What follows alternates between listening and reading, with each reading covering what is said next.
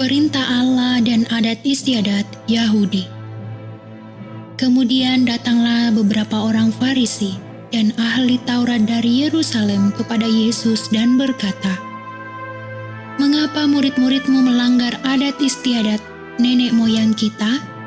Mereka tidak membasuh tangan sebelum makan." Tetapi jawab Yesus kepada mereka, "Mengapa kamu pun melanggar perintah Allah demi adat istiadat nenek moyangmu? Sebab Allah berfirman, hormatilah ayahmu dan ibumu, dan lagi, siapa yang mengutuki ayahnya atau ibunya pasti dihukum mati.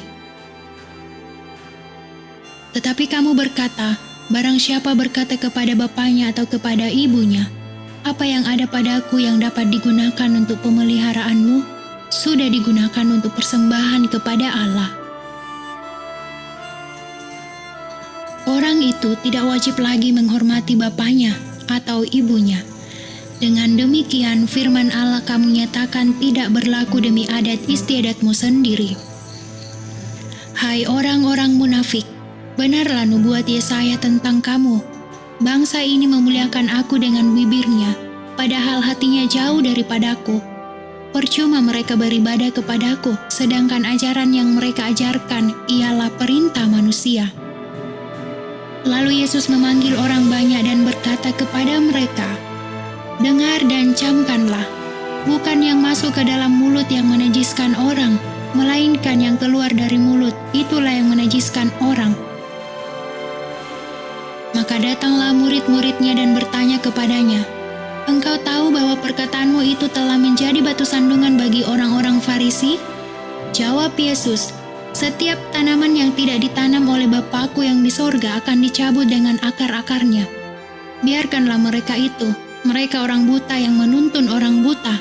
Jika orang buta menuntun orang buta, pasti keduanya jatuh ke dalam lubang."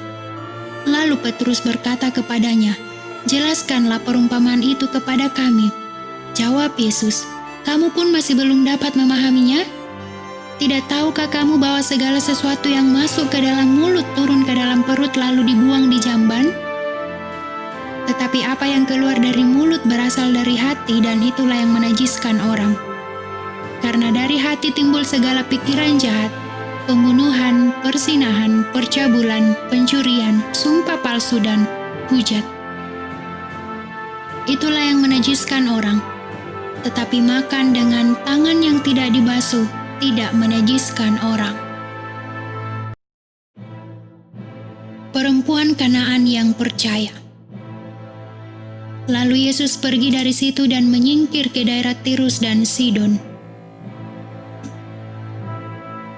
Maka datanglah seorang perempuan Kanaan dari daerah itu dan berseru, "Kasihanilah aku, ya Tuhan, anak Daud, karena anakku perempuan kerasukan setan dan sangat menderita." Tetapi Yesus sama sekali tidak menjawabnya. Lalu murid-muridnya datang dan meminta kepadanya, "Suruhlah ia pergi, ia mengikuti kita," dengan berteriak-teriak. Jawab Yesus, "Aku diutus hanya kepada domba-domba yang hilang dari umat Israel."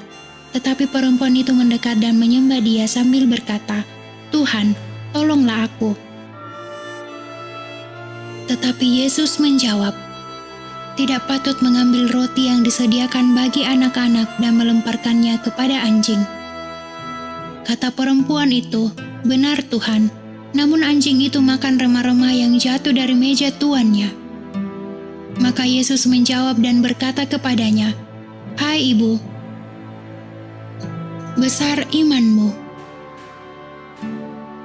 Maka jadilah kepadamu seperti yang kau kehendaki." Dan seketika itu juga anaknya sembuh.